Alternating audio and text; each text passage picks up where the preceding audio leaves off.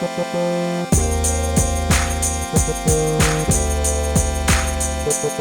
I'm Dustin Abbott, and I wanted to give you a quick head-to-head comparison, at least a visual comparison between the two now very popular competitors in the affordable ultra-telephoto zoom category.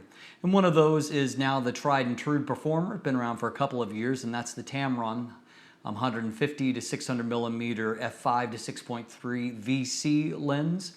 And then the newest of the now 3 lenses that fall under this exact focal length is the second of the Sigmas, and that is the contemporary version, which as a price point, it competes directly with the Tamron. There's only $20 difference separating the two of them, with the Tamron currently being $20 cheaper.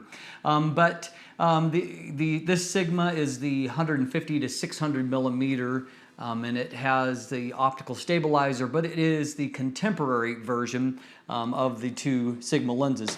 Those of you that follow my reviews know that a couple of months ago I reviewed the big brother of this lens, and that was the Sport Edition. Exact same focal length and a similar design in a lot of ways. The Sport Edition is heavier. It has a few more bells and whistles. It's more of a true professional grade build with quite an extensive use of metal in its construction, where this lens has more of the traditional engineered plastics of a kind of a consumer grade zoom lens. Both of them are really beautifully designed lenses, and I still really like the look of this new Sigma, but the Sport version was considerably heavier and just a bit larger overall. It had a different optical formula and as I've said, a more robust build. It also was much more hefty to actually use in the field, particularly because there was a lot of weight towards the front element, which was larger at 105 millimeters versus the 95 millimeters, which, by the way, is the filter size that is shared by the Tamron. Now, you can tell from the overall design of these lenses, and even more so if I remove the lens hood. The lens hood from the Tamron, as you can see, is a bit larger than that of the Sigmas by a good margin, and so that makes the overall length seem a bit longer for the Tamron, but in reality, they're almost identical in length. The Sigma is actually a hair longer at 10.2 inches, and the Tamron is 10.15 inches. But comparing them side by side here, and I've got 2 different camera bodies they're mounted on, but you can see overall that their design is very, very similar in the way that they are constructed.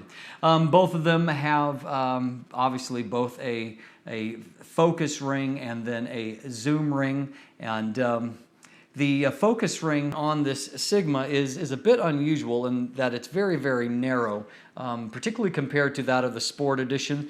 And for a lens this size, it's actually remarkably small. And it's only about 1 inch wide, but unusually the ribbed portion is only about 1/4 inch. And so it's a different design in that regard, and probably reflects the fact that the manual focus is not a high priority for this particular lens, although it did get a lot more attention on the build of the Sport Edition. By comparison, the Tamron's focus ring is both a bit wider. It's more like 1.5 inches in thickness, and it's ribbed its entire width. It also moves considerably easier than that of the Sigma.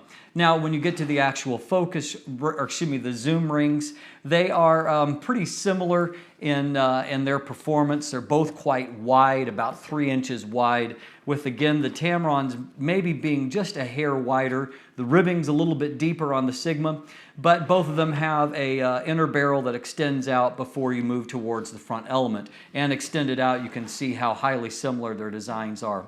There are a few other things that differ, however, in the overall build, and one of those is that the Tamron, it has, in its tripod collar, is actually fully removable, and so you can take it off. I found this handy. I've used the Tamron for quite a while, and I find it handy because there are times when I'm out just hand holding a lens where having the tripod collar off takes a little bit of weight off, and also the kind of cumbersomeness of having that in your way. By contrast, the tripod collar on the Sigma is not removable, so you have to basically kind of just rotate it out of the way, but you cannot completely remove it. Overall, between the two, the actual design of the lenses, I would say that the Sigma is a little bit more elegant in its overall design. I've been really impressed with the whole new kind of global vision design ethos that has been shown by Sigma.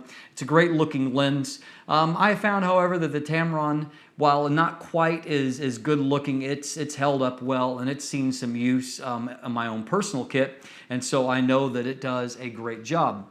Now, when you get around to the switches on the sides, there's also a bit of a difference there that reflects something that is important to, particularly to some of you that are inclined to invest a little bit more time into calibrating your lenses. The Tamron has, at the top, it has a focus limiter, and that focus limiter, it allows you to limit it either to full or to from 15 meters to infinity. By the way, the minimum focus distance on both of these lenses it's not quite identical, but almost identical. One, the Tamron is 2.7 meters minimum focus. The Sigma is 2.8, and so in the field, that's going to work out to be roughly the exact same. Now, on the Sigma, it also has a focus limiter. It has 3 positions, however, for the focus limiting, from full range, then from 10 meters to infinity, but it also allows you to select between 2.8 meters and 10 meters to allow you for more close focus to hold within that. And the Tamron does not allow for that. It only has 2 positions on that. Now, both of them have basically an on and off switch for the manual focus or autofocus.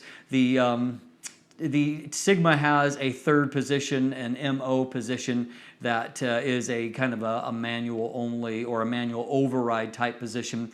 The way that the Tamron's designed, it doesn't really need that because you can just manually override at any point. And so that is one difference between the 2 lenses. Another difference is that there's basically only an on-off switch for the VC, which is a Tamron speak for its image stabilization. That's vibration compensation. And so you have basically 2 choices, off or on in that. And Tamron says that there's internal sensors that will detect when panning is taking place, and it will compensate accordingly. The Sigma gives you a couple of options, a 1 and a 2 mode, and then an off switch when it comes to the optical stabilizer, an OS in Sigma speak. And so the 2 mode is the mode that is more designed for panning. But then there's also a 4th switch on the Sigma that isn't there on the Tamron, and that is a custom switch. And that has to do with with using the Sigma USB dock, and that's an option, of course, that only Sigma has. And so through that, you can set up some custom modes and switch up a variety of things, kind of your priorities when you're focusing, and so you could set up a custom mode that's designed perhaps specifically for if you're using the lens for birding, for example, and you have kind of a standard focal length you want to optimize for. Through that USB dock, you can actually do some programming to set up 2 different custom modes. And so if you're into customizing your lenses a little bit further, that's certainly a nice option offered up by the Sigma that the Tamron doesn't have. And one other thing, this is perhaps a little bit more minor, but when it comes to the actual zoom lock on these, and that is to prevent zoom creep. Those of you that watch my video of the Sport Edition know that because of that heavy front element, as soon as you tip the camera up like this, it immediately just drops right down. You can see that in this case, this one is far less inclined towards zoom creep, at least right now. It's a very new lens.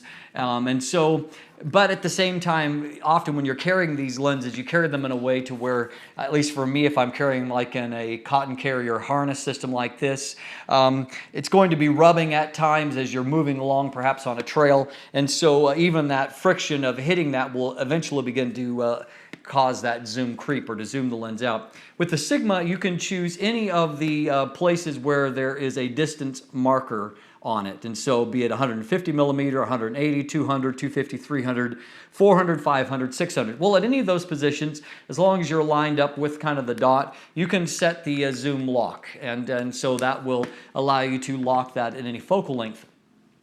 Difference with the Tamron here is that you have two options. You can set it at the 400 millimeter and it will lock there, and you can set it at the 150 millimeter or fully retracted position. But beyond that, you can't set it at 200, you can't set it at 250 or 300. You have only two choices for setting that. And so that's another thing that might differentiate these for your own purposes. I haven't really gotten down yet into the nitty-gritty of comparing the actual image quality between these two lenses, and so that will be a subject for another video, but I did want to give you a look at the actual build between these two lenses.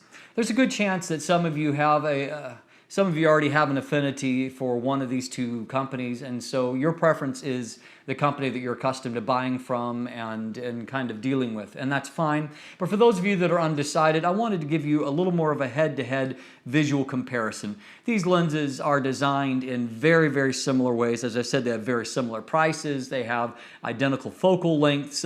They have identical apertures, although the Tamron will arrive at its kind of smallest maximum aperture of f6.3 at a later point than what the Sigma will.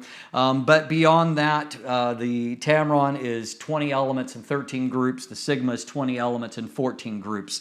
They have a similar maximum reproduction ratio of a 1 to 5, and so that's about a 0.20 to 0.21 times maximum magnification.